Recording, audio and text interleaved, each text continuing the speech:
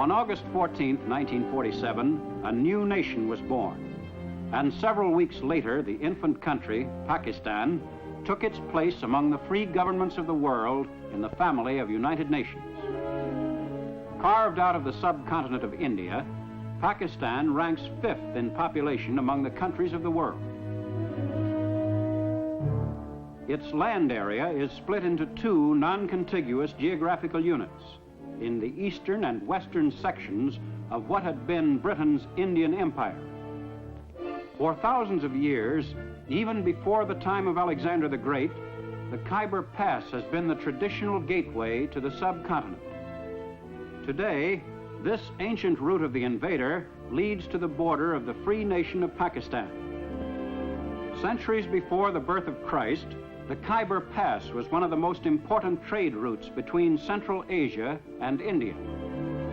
Caravans still traverse the passage in much the same manner as they did 2,000 years ago.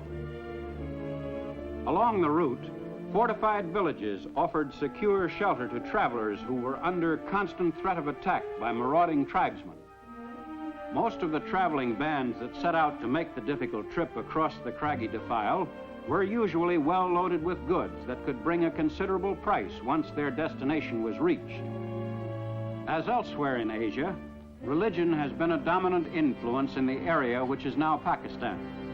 After the creation of the new Muslim nation, believers in Islam poured in from India in great numbers. And today, of the 80 million inhabitants of Pakistan, 68 million are Muslims.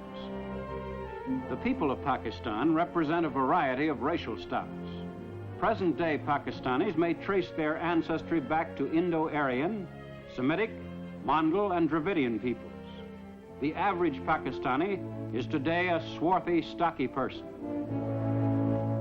The rugged life in the northwest frontier province has made the Pathans somewhat heavier in build and tougher than their neighbors to the south. The bearing of the frontier Pathans is proud and resolute, and they are regarded as one of the sturdiest peoples alive today.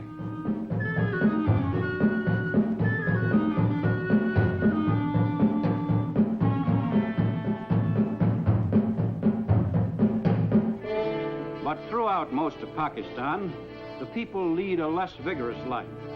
The great majority of Pakistanis live in rural areas. Their daily pattern of existence varies little from the life of their ancestors on the same land generations ago.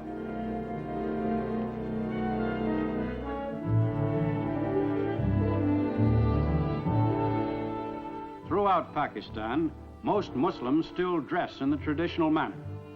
In each locality, there are slight variations in styles, but even urban Pakistanis resist any attempt at westernizing their attire.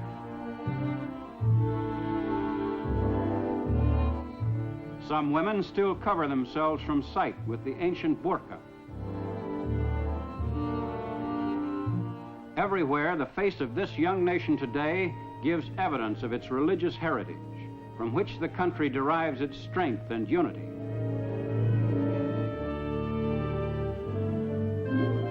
But the 20th century has made its mark on Pakistan. Karachi Airport, one of the largest airfields in Asia, is a regular stop on the airline schedules of 7 nations.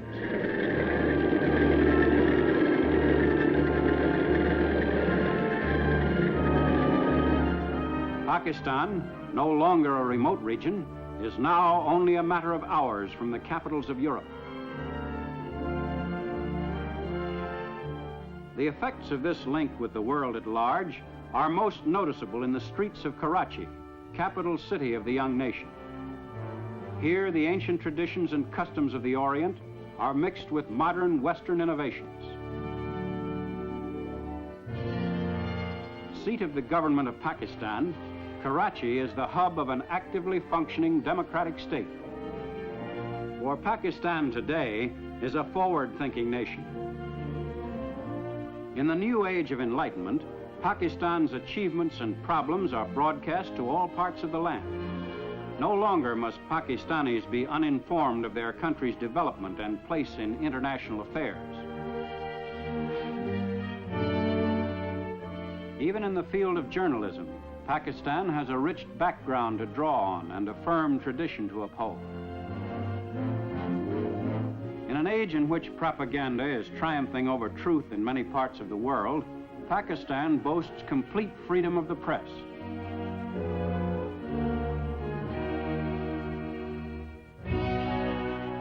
But these freedoms have not been easy to achieve.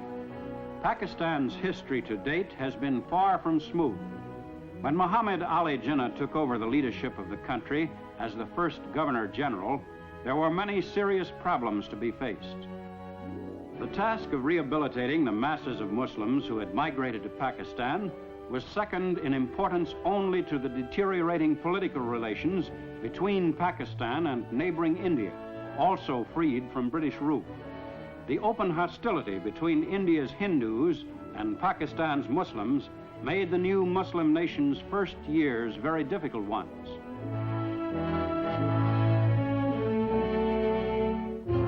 Most vital problem for Pakistan's leader was the defense of the country's borders. The infant nation had to be prepared against attack at any moment.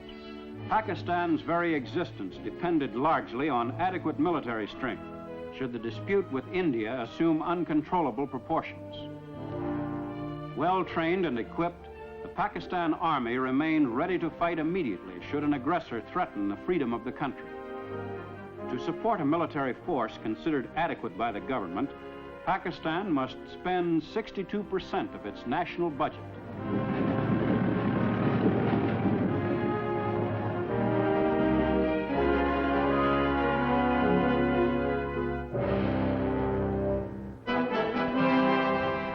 To keep its army well schooled in techniques of modern warfare, Pakistan has retained the services of a number of senior British Army officers.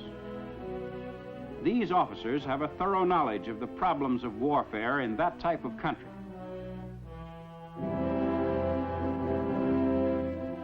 As a second line of defense, Pakistan has encouraged voluntary enlistments in its National Guard, equipped and trained under the supervision of the Pakistan Regular Army.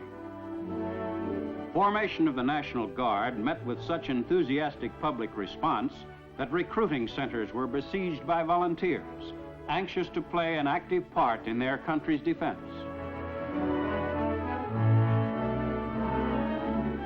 A women's branch of the National Guard was also formed to be put into service in case of a national emergency. Volunteers in these units perform their military duties with determination and spirit. The chief dispute between Pakistan and India has centered on the Principality of Kashmir in the north. Famed for its beauty and bracing climate, Kashmir has long been the leading resort area of the Indian subcontinent.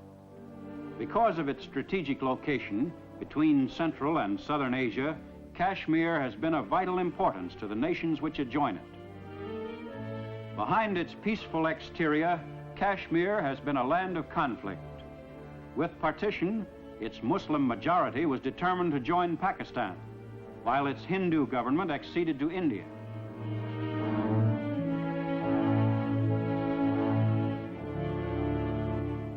After months of military operations for control of the area, a ceasefire agreement between Pakistan and India was put into effect in January 1949 through the United Nations. In April 1950, relations between Pakistan and India were improved considerably by meetings between the prime ministers of the two nations, Liaquat Ali Khan and Jawaharlal Nehru.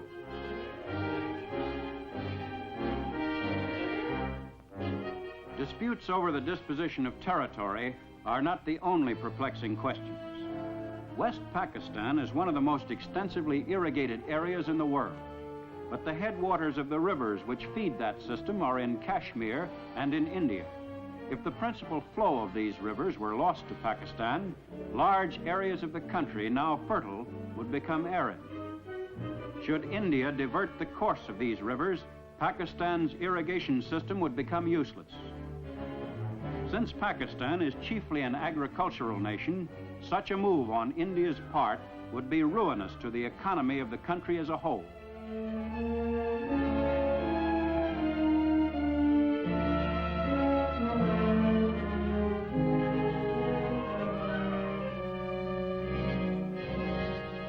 Farming is the main occupation of the Pakistani.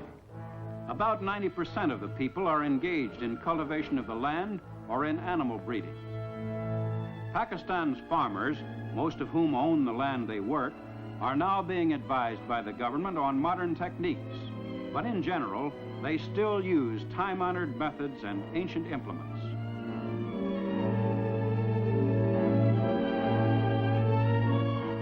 Food crops play a most important role in Pakistan's economy.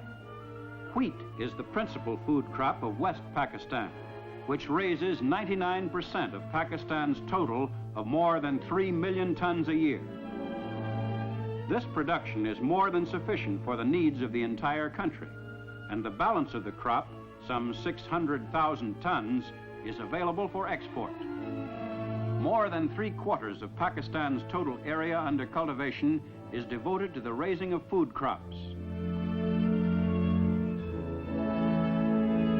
Most of Pakistan's 80 million people live in villages which range in size from a population of a few hundred to several thousand.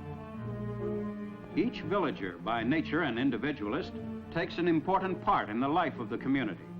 In most cases, the village is self-sufficient. All minor disputes come before the village council, chosen by the villagers themselves.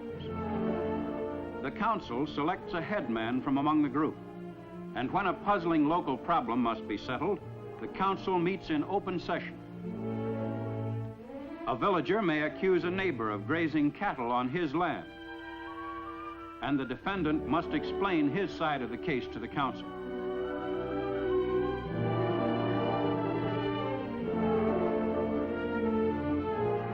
The young nation's concern for its people is everywhere apparent. In the smallest villages, schoolmasters are at work combating illiteracy, teaching the children the fundamentals of the Urdu language.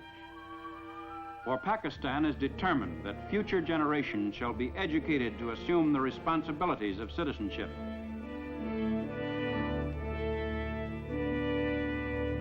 One of the favorite forms of relaxation in the villages is a game of volleyball, a popular sport throughout Pakistan. There are few villages which cannot field a good team.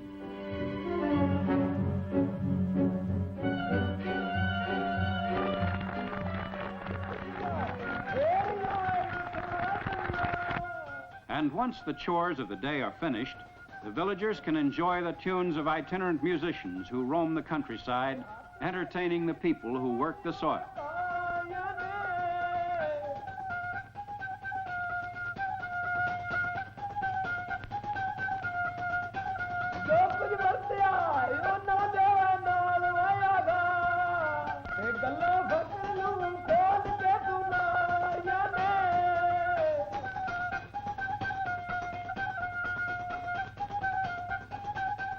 Jute is the most important non-food crop, the principal source of financial income to East Pakistan. Called the golden fiber of Pakistan, jute is used for sacking and in carpets, linoleum, and upholstery. More than 3/4 of the world's supply of jute is raised in East Pakistan. Because the nation was left without a jute mill when British India was partitioned, the fiber could not be processed in Pakistan. Pending the construction of mills, Pakistan exports the raw fiber. All of East Pakistan's exports are funneled through the deep-water port of Chittagong on the Bay of Bengal. Through this port are routed also all shipments bound for West Pakistan, the only surface supply route between the two sections of the country. At Karachi, principal port of West Pakistan on the Arabian Sea, the ships of the great maritime nations discharge their cargoes of machinery.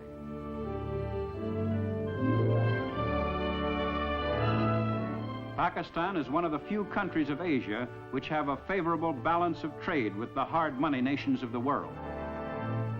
For despite the large quantities of machinery and other goods entering the country, Pakistan's exportable surplus of jute, cotton, wheat, and other products more than offsets the value of its imports.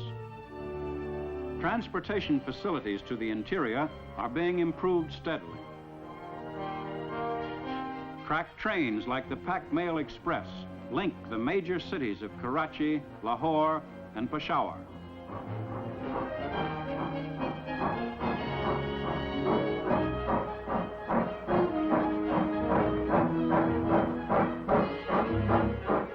Since most of Pakistan's railways fell under the classification strategic at the time of partition, the government had to maintain them without adequate financial return.